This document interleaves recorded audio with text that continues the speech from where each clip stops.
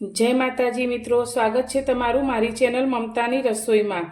तो रोज घर में शू शाक बनावुं ते प्रश्न दरेक ने थतो ज होय छे। तो हूँ आज एक नवा शाकनी रेसिपी तमारी साथे शेर करीश, जे घर में रहेली वस्तुमांथी तैयार थाय छे अने झटपट बनी पण जाय छे ने होटेलना पनीरना शाक के पावभाजीना शाकने पण भूलावी दे तेवी टेस्टी बने छे। तो चालो आजनी रेसिपी आपणे शरू करीए।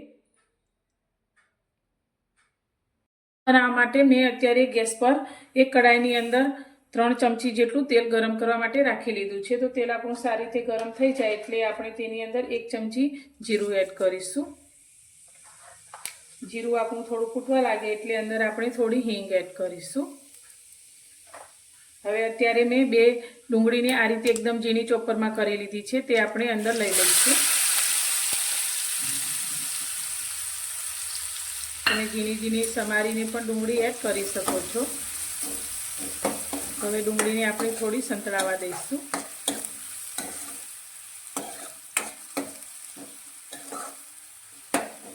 તો ડુંગળી થોડી આપણી આછી ગુલાબી થાય ત્યાં સુધી તેને આપણે સાતળવાની છે।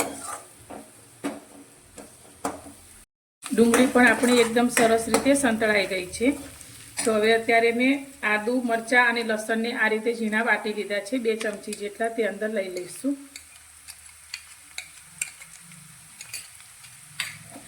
अने तेने पण आपणे एकाद मिनिट जेवुं सातળી लईशुं।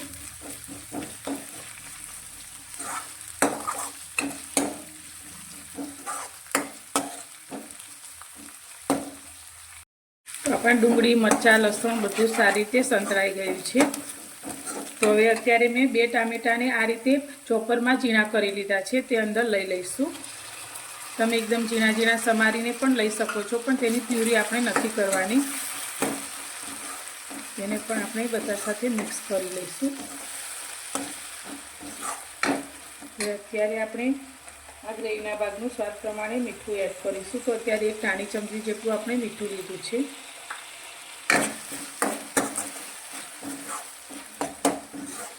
टामेटा अपना एकदम सरस रीते गળી जाए ने सॉफ्ट थई जाए त्यां सुधी तेने थवा दईशुं। गैसनी फ्लेम अत्यारे आपणे धीमी राखीशुं। टामेटा अपना सॉफ्ट थाय छे त्यां सुधी आपणे एक मसाला पेस्ट तैयार करीशुं। तो मसालानी पेस्ट तैयार करवा माटे अत्यारे मैं दूधनी फ्रेश जे मलाई आवे ते 2 चमची जेटली लीधी छे। तमे मलाईनी जग्याए मोळा दहीनो पण उपयोग करी शको छो, पण मलाई लेवाथी આપણું જે શાક બનશે એકદમ ક્રીમી હોટેલ જેવું તૈયાર થશે। તેમાં આપણે અત્યારે લાલ મરચું એડ કરીશું। તો અત્યારે ઓછું તીખું હોય તેવું મરચું મેં લીધું છે। તો અત્યારે 2 ચમચી જેટલું આપણે મરચું એડ કરીશું। અડધી નાની ચમચી આપણે હળદર એડ કરીશું। સાથે આપણે 2 ચમચી ધાણા જીરું લઈશું અને શાકનો ટેસ્ટ એકદમ સરસ આવે તેના માટે અત્યારે મેં કસૂરી મેથી લીધી છે 1 ચમચી જેટલી, જેને આપણે આ રીતે થોડી મસળી અને અંદર એડ કરી દઈશું। તો કસૂરી મેથી તમારી પાસે હોય તો ખાસ લેવી, આનાથી ટેસ્ટ ખૂબ જ સરસ આવશે। હવે બધું જ સારી રીતે આપણે મિક્સ કરી લઈશું।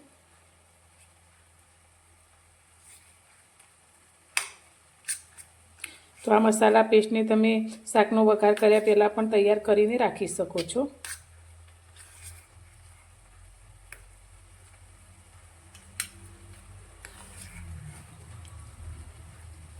तो બધું જ સારી રીતે મિક્સ કરી લીધું છે। હવે આપણે શાકની ગ્રેવી જોઈ લઈશું।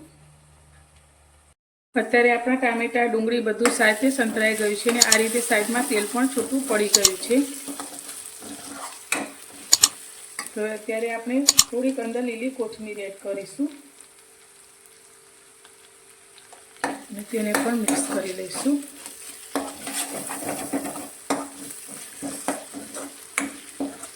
હવે આપણે જે મસાલા પેસ્ટ તૈયાર કરી છે મલાઈ સાથે તે અંદર લઈ લઈશું।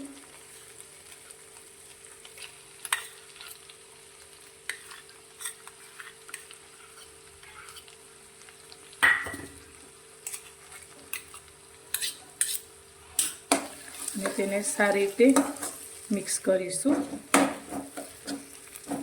મિક્સ કર્યા પછી આપણે એકાદ મિનિટ જેવું તેને સાતળીશું। મસાલા પણ આપણા એકદમ સરસ રીતે સંતળાઈ ગયા છે। તો તમને આજનો મારો આ વિડીયો થોડો પણ પસંદ આવે તો મારા વિડીયોને લાઈક જરૂરથી કરજો અને વધુમાં વધુ શેર કરી અને ચેનલને સબસ્ક્રાઈબ કરવાનું બિલકુલ ભૂલતા નહીં. તો હવે આપણે તેમાં રસો કરવા માટે આપણે જે મસાલાવાળી વાટકી હતી તેમાં 1 વાટકી મેં પાણી લીધું છે તે અંદર લઈ લઈશું.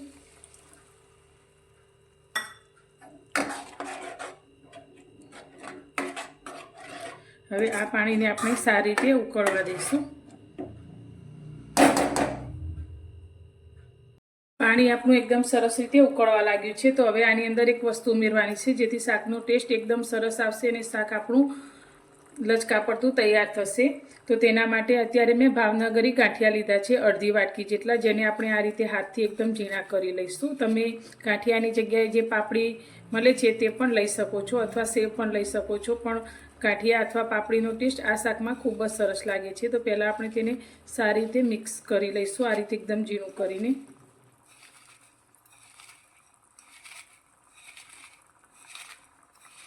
તો ઘરમાં કંઈ શાક ના હોય તો તમે આ રીતે આ શાક તૈયાર કરી શકો છો અને શાકનો ટેસ્ટ એટલો સરસ છે કે તમે વારંવાર આ શાકને તૈયાર કરશો. તો આ રીતે ગાંઠિયાને આપણે ઝીણા કરી લીધા છે. તો હવે તેને આપણે આ રીતે ગ્રેવી ઉપર પાથરી લઈશું.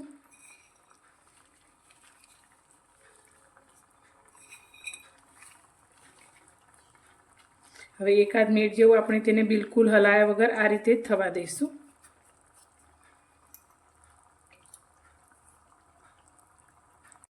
તો 1 મિનિટ પછી જોઈએ તો ગાંઠિયા આપણા ગ્રેવી સાથે સારી રીતે બળી ગયા છે. તો હવે તેની અંદર આપણે 1 ચમચી જેટલો મેં અત્યારે પાવભાજી મસાલો લીધો છે તે અંદર મિક્સ કરીશું. તમે પાવભાજી મસાલો ના હોય તો તેની સાથે ગરમ મસાલો અથવા કિચન કિંગ મસાલો પણ લઈ શકો છો. તો હવે બધું સારી રીતે મિક્સ કરીશું. તો એકદમ સુગંધીદાર અને ટેસ્ટમાં બેસ્ટ એવું આપણું આ શાક બનીને તૈયાર થયું છે. તો તમે ક્યારે આ રીતે શાક ના બનાવ્યું હોય તો એકવાર જરૂરથી ટ્રાય કરજો, બધાને ખૂબ જ પસંદ આવશે. એટલું ટેસ્ટી આપણું આ શાક બનીને તૈયાર થાય છે. તો ખાવામાં તો એકદમ લાજવાબ આપણું આ શાક છે. તો તમને મારી આજની આ શાક બનાવવાની રેસીપી કેવી લાગી તે મને કોમેન્ટમાં જરૂરથી જણાવજો અને પસંદ આવી હોય તો વિડીયોને લાઈક કરજો, શેર કરજો અને હા, ચેનલને સબસ્ક્રાઈબ કરવાનું બિલકુલ ભૂલતા નહીં. તો ફરી મળીશું એક નવી જ રેસીપી સાથે નવા વિડીયોમાં.